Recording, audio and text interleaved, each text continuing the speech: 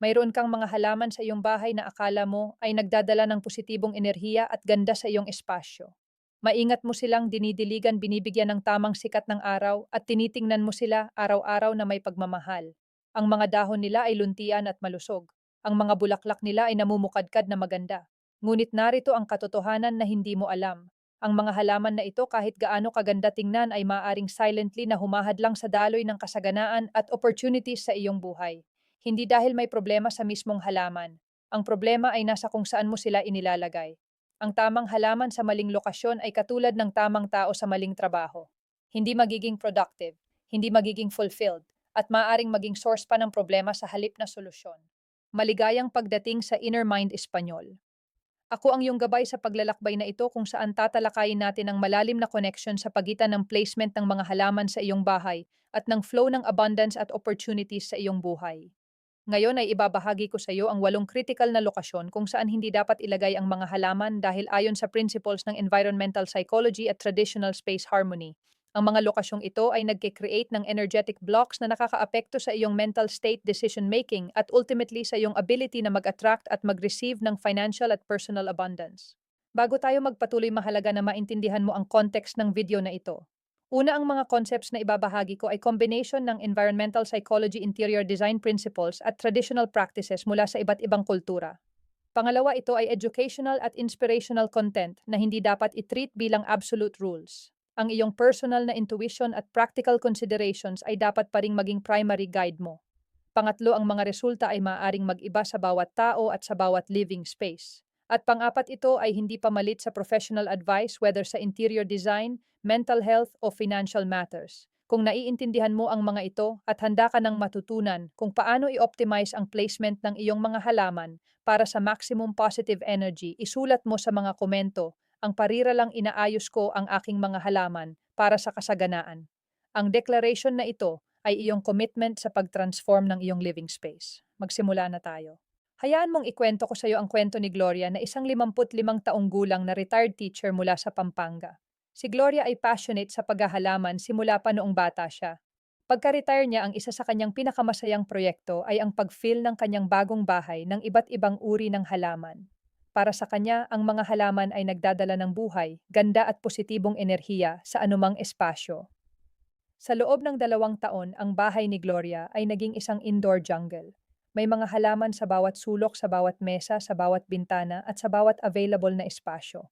Ang kanyang friends at visitors ay palaging humahanga sa ganda ng kanyang collection. Ngunit may isang bagay na napapansin ni Gloria na kakaiba. Sa kabila ng kagandahan ng kanyang bahay at ng kanyang generally na positive na personality, parang mabigat ang pakiramdam niya kapag nasa loob ng bahay. Nahihirapan siyang mag-concentrate. Ang kanyang creative projects ay hindi natutuloy-tuloy. Ang financial opportunities na dapat ay dumating base sa kanyang projections ay hindi nagmamaterialize. At ang pinaka-worrying, ang kanyang tulog ay hindi restful kahit gaano siya kapagod. Inisip ni Gloria na baka stress lang ito o baka normal na part ng aging process. Ngunit isang araw, bumisita ang kanyang kapatid na si Marisa na isang holistic interior designer. Si Marisa ay nag-specialize sa pag-create ng spaces na hindi lang aesthetically pleasing kundi energetically balanced din. Habang naglilibot si Marisa sa bahay ni Gloria, tahimik niyang ninonote ang placements ng mga halaman. Pagkatapos ng kanyang tour, umupo siya kasama si Gloria at mahinahon niyang ibinahagi ang kanyang observations. Maraming halaman sa bahay mo na nasa maling lugar, sinabi ni Marisa. Hindi ibig sabihin nito na masama ang mga halaman. Ibig sabihin nito ay ang positioning nila ay nagke-create ng energetic congestion sa halip na flow. Ang effect nito sa iyo bilang nakatira dito ay similar sa pakiramdam ng traffic jam. Maraming movement ngunit walang actual na progress. Si Gloria ay skeptical sa simula. Para sa kanya, ang mga halaman ay universally positive. Paano magiging source ng problema ang isang bagay na nagbibigay ng oxygen at ganda? Ngunit dahil respected niya ang opinyon ng kanyang kapatid at dahil talagang may nararamdaman siyang off sa kanyang bahay, sumang-ayon siyang subukan ang mga suggestions ni Marisa. Sa loob ng isang weekend, inilipat nila ang ilang mga halaman. Inalis nila ang iba sa kanilang current na positions at dinagdagan nila ang mga halaman sa ibang areas na dati ay empty. Hindi nila binago ang mga halaman mismo. Ang binago lang nila ay ang placement. Ang nangyari sa mga sumunod na linggo ay nagulat si Gloria. Ang mabigat na feeling sa bahay ay unti-unting nawala. Ang kanyang tulog ay naging mas restful. Ang kanyang creative projects ay nagsimulang mag-flow ng natural. At within 3 months, may dalawang unexpected na income opportunities na dumating sa kanyang buhay na parehong nag-work out successfully. Hindi sinasabi ni Gloria na ang paglilipat ng mga halaman ang direktang nag-cause ng mga opportunities na iyon. Ngunit sinasabi niya na ang energetic shift sa bahay ay nagbago sa kanyang mental state at ang improved mental state ay nag-enable sa kanya na makita at ma-act on ang mga opportunities na maaaring dati ay hindi niya napapansin o hindi niya nasasamantala. Ito ang essence ng connection sa pagitan ng plant placement at abundance. Hindi magic, hindi superstition. Ito ay practical na understanding kung paano ang ating physical environment ay nakakaapekto sa ating psychological state at kung paano ang ating psychological state ay nakakaapekto sa ating ability na thrive financially at personally. Ngayon ay ibabahagi ko ang 8 lokasyon kung saan dapat mong iwasang maglagay ng mga halaman at ang psychological at energetic reasons kung bakit. Ang unang lokasyon ay direkta sa harap ng main entrance o pinto ng iyong bahay. Ito ay isa sa mga pinaka-common na mistake na nakikita ko. Maraming tao ang naglalagay ng malaking potted plant o arrangement ng mga halaman directly in front or directly behind ng kanilang main door thinking na ito ay welcoming at maganda. Ang problema ay ito. Ang main entrance ng bahay ay ang primary pathway kung saan pumapasok ang lahat ng energy opportunities at blessings sa iyong living space. Sa principles ng environmental flow, ang entrance ay dapat clear at unobstructed para sa maximum na receptivity. Kapag may malaking halaman na humaharang sa pathway, ito ay literal at symbolic na nagkikreate ng barrier.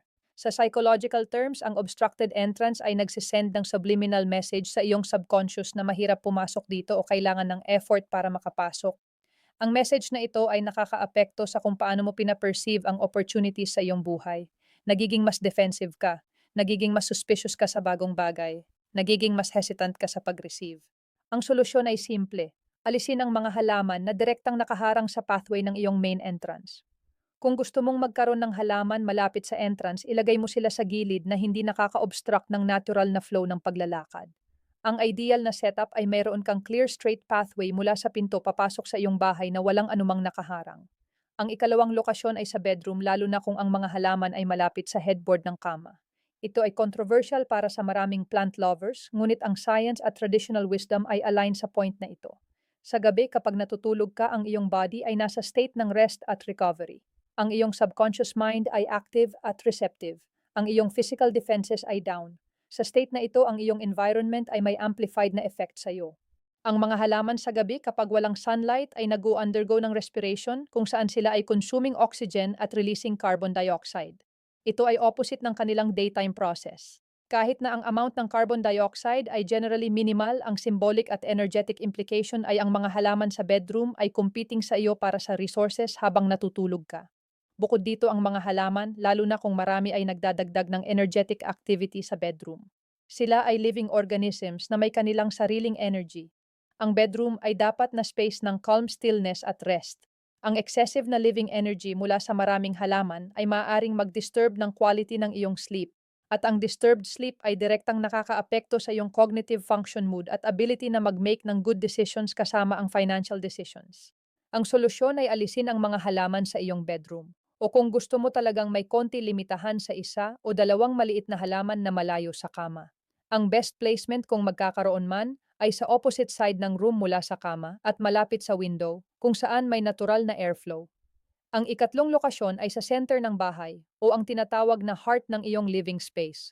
Ang center ng bahay ay ang energetic core kung saan supposed na libre ang daloy ng movement at energy. Sa traditional practices, ang center ay dapat na open at spacious para maalaw ang circulation. Kapag naglagay ka ng malaking halaman o cluster ng mga halaman sa center ng iyong living room o sa heart ng iyong bahay, ito ay nagke-create ng energetic anchor na nagha-halt sa natural na circulation. Ang effect ay similar sa paglalagay ng boulder sa gitna ng isang river.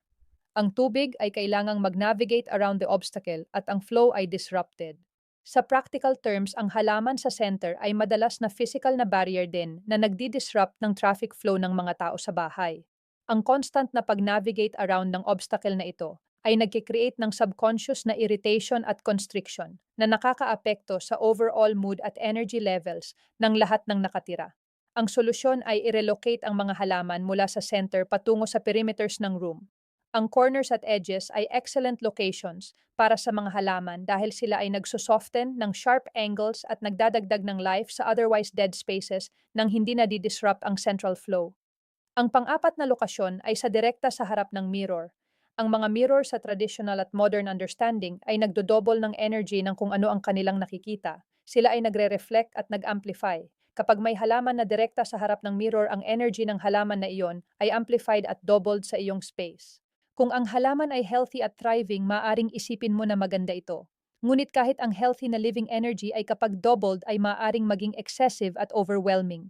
Ang effect ay energetic congestion na nagmamanifest bilang mental clutter, difficulty sa focusing at feeling ng overwhelm. Mas problematic kung ang halaman ay hindi entirely healthy na may mga namamatay na dahon o hindi thriving. Ang negative energy ng declining plant kapag doubled ng mirror ay multiplied sa iyong space na nagke-create ng amplified na stagnation at decline energy. Ang solusyon ay i-reposition ng alinman sa halaman o sa mirror para hindi na sila direktang nagre-reflect sa isa't isa. Kung may decorative purpose ang current arrangement, maaari kang mag-add ng intermediate object na nag-i-interrupt ng direct reflection. Ang ikalimang lokasyon ay sa workspace o home office area, lalo na kung excessive ang dami. Ang konting halaman sa workspace ay beneficial dahil sila ay nagpo-provide ng calming effect at nag-improve ng air quality. Ngunit may tipping point kung saan ang mga halaman ay nagiging distraction sa halip na support. Ang nature ng plants ay organic, flowing at unpredictable. Sila ay lumalaki, nagbabago at nangangailangan ng atensyon. Ang nature ng productive work sa kabilang banda ay often requires focus, structure at sustained attention. Ang excessive plant presence sa workspace ay maaaring mag-pull ng iyong attention away mula sa tasks at mag-create ng subconscious pressure dahil sa kanilang care requirements. Bukod dito, ang certain na types ng halaman, lalo na ang mga malalaking leafy varieties, ay maaaring literal na mag-occupy ng visual at physical space na needed para sa work. Ang cluttered workspace ay connected sa cluttered thinking at decreased productivity. Ang solusyon ay limitahan ang halaman sa workspace sa 1 hanggang 3 compact varieties na low maintenance. Iposisyon sila sa areas na hindi directly sa iyong line of sight habang nagtatrabaho. Ang ideal ay sila ay visible sa iyong peripheral vision na nagpo-provide ng calming presence nang hindi nadidistract ang iyong focus. Ang ika-6 na lokasyon ay sa dining area kung ang mga halaman ay nakaposisyon na nagdidistract mula sa food at sa mga kasama sa kainan. Ang dining area ay space ng nourishment at connection.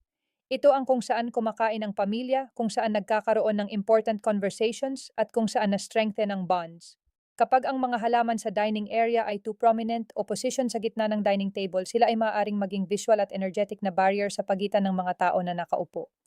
Ang attention ay napupunta sa halaman sa halip na sa food at sa mga kasama. Ang intimacy at connection na supposed na mabuo sa dining ay diminished. Ang solusyon ay kung gusto mong magkaroon ng halaman sa dining area, iposisyon sila sa sides o sa corners na hindi nag-i-interrupt ng sightlines sa pagitan ng mga nakaupo. Ang centerpiece kung magkakaroon man ay dapat na low at compact na nagpapahintulot ng eye contact at conversation over at around the arrangement. Ang ika-7 lokasyon ay sa areas na may cluttered o stagnant energy tulad ng neglected corners o storage areas. Maraming tao ang nag-iisip na ang paglalagay ng halaman sa problematic area ay magpo-positify ng energy doon. Ang logic ay ang halaman ay nagdadala ng life kaya siya ay mag-counter ng dead energy. Ang reality ay different. Ang mga halaman ay living organisms na sensitive sa kanilang environment. Kapag inilagay mo ang halaman sa area na may existing na negative o stagnant energy, ang halaman ay madalas na nag-a-absorb ng energy na iyon at nagsusuffer. Nagiging unhealthy sila, namamatay ang mga dahon nila. At sa halip na mag-improve ng energy, ang declining plant ay nagdadagdag pa ng negative energy sa area. Ang solusyon ay ayusin muna ang underlying problem ng area bago maglagay ng halaman. I-declutter mo ang storage areas. Linisin mo ang neglected corners. I-repair mo ang damaged portions. Pagkatapos na maklear ang stagnant energy, saka ka lang maglagay ng halaman na magsaserve bilang maintainer ng positive energy at hindi rescuer ng negative energy. Ang ika-8 lokasyon ay sa sahig direkta kung saan madalas na dinadaanan ng tao. Ang mga floor plants ay popular dahil sila ay nagfi-fill ng vertical space at nagdadagdag ng drama sa interior design. Ngunit ang placement ay critical. Kung ang mga floor plants ay nasa high traffic areas, sila ay naging obstacles na kailangang constantly na i-navigate. Ang effect nito ay twofold. Una, literal physical stress sa constant pag-navigate. Pangalawa, subconscious message na ang iyong bahay ay obstacle course na mahirap galaw-galawin. Ang kalayaan ng movement sa bahay ay connected sa kalayaan ng energy at opportunities sa buhay. Kapag restricted ang physical movement, restricted din ang sense ng possibility at flow. Ang solusyon ay iposisyon ang floor plants sa areas na hindi traffic paths. Ang corners ang spaces beside furniture at ang areas along walls ay better locations. Ang rule ay dapat may clear straight path sa bawat major area ng bahay na hindi nag-i-involve ng pag-navigate around ng halaman. Ngayong na-discuss na natin ang 8 lokasyon kung saan hindi dapat ilagay ang mga halaman panahon na para pag-usapan kung saan dapat ilagay ang mga ito para sa maximum positive effect. Ang una ay ang corners ng room, lalo na ang sharp corners. Sa traditional practices, ang sharp corners ay considered na sources ng cutting energy. Ang mga halaman ay nagsosoften ng corners at nag-transform ng potentially negative features sa source ng life at positive energy. Ang pangalawa ay ang areas malapit sa windows, ngunit hindi blocking the window.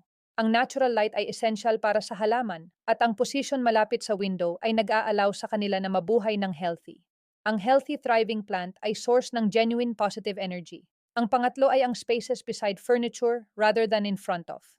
Ang side positions ay nag-aalaw ng halaman na mag-complement ng furniture without obstructing flow. Ang pang-apat ay ang areas ng bahay na naturally na open at well-ventilated. Ang good air circulation ay nagkikip ng halaman na healthy at ang healthy plant ay beneficial energy source. Ang panlima ay ang outside ng bahay sa garden patio o balcony kung available. Ang outdoor spaces ay natural na habitat ng halaman at doon sila ay most beneficial. Kung overflowing na ang indoor plants, consider relocating some sa outdoor areas. Ang pang-anim ay ang bathroom kung properly ventilated ito at may natural light. Ang bathroom plants ay maka-absorb ng excess moisture at maka-purify ng air. Ang certain varieties tulad ng pothos at peace lily ay thriving sa bathroom environment. Para i-recap ang principles ng plant placement para sa positive energy flow, tandaan ang mga sumusunod. Una ay clear pathways. Ang mga walkways at entrances ay dapat na libre mula sa obstructions kasama ang mga halaman. Pangalawa ay periphery over center. Ang mga halaman ay mas beneficial sa edges at corners kaysa sa center ng spaces. Pangatlo ay health over quantity.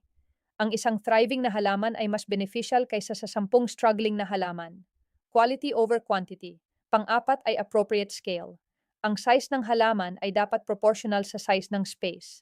Ang oversized plant sa maliit na room ay overwhelming. Ang undersized plant sa malaking space ay insignificant. Panlima ay intention matters. Ang conscious intention sa pag-place ng halaman ay nagdadagdag ng positive effect. Kapag naglalagay ka ng halaman, sabihin mo sa iyong sarili ang purpose ng halaman sa location na iyon. Si Gloria, ang retired teacher na binanggit ko sa simula, ay ngayon ay living proof ng effectiveness ng proper plant placement. Mayroon pa rin siyang maraming halaman, ngunit ngayon ay strategic ang kanilang positions. Ang bahay niya ay parehong maganda at energetically balanced. Ang kanyang creativity ay flowing, ang kanyang finances ay improved, at ang kanyang overall sense of well-being ay significantly better. Hindi kailangang alisin mo ang lahat ng iyong mga halaman. Kailangan lang na maging conscious at strategic sa kung saan mo sila ilalagay. Ang small adjustment sa placement ay maaaring mag-result sa significant shift sa energy at sa iyong experience ng iyong living space. Ngayong weekend, invite kita na maglakad sa iyong bahay at i-assess ang placement ng iyong mga halaman gamit ang principles na natutunan mo ngayon. May mga halaman ba na nasa problematic locations? May mga areas ba na mabe-benefit sa addition ng halaman? Gawin mo ang necessary adjustments at i-observe ang changes sa iyong space at sa iyong life sa susunod na mga linggo. Kung ang video na ito ng Inner Mind Espanyol ay nagbigay sa iyo ng valuable insights at practical guidance, hinihiling ko na i-like mo ito at i-share sa mga friends at family na plant lovers din. Mag-subscribe sa channel at i-activate ang notification bell para hindi ka mahuli sa mga susunod na videos tungkol sa environmental psychology at holistic abundance. Isulat mo sa mga komento kung ilan sa 8 problematic locations ang current na may halaman sa iyong bahay at kung ano ang plan mo na adjustments. Gusto kong marinig ang iyong experiences at eventually ang iyong results. Salamat sa pagbibigay ng iyong precious time sa Inner Mind Espanyol ngayong araw. Nawa ang bawat halaman sa iyong bahay ay maging source ng genuine positive energy at abundance sa iyong buhay. Magkita tayo sa susunod na video.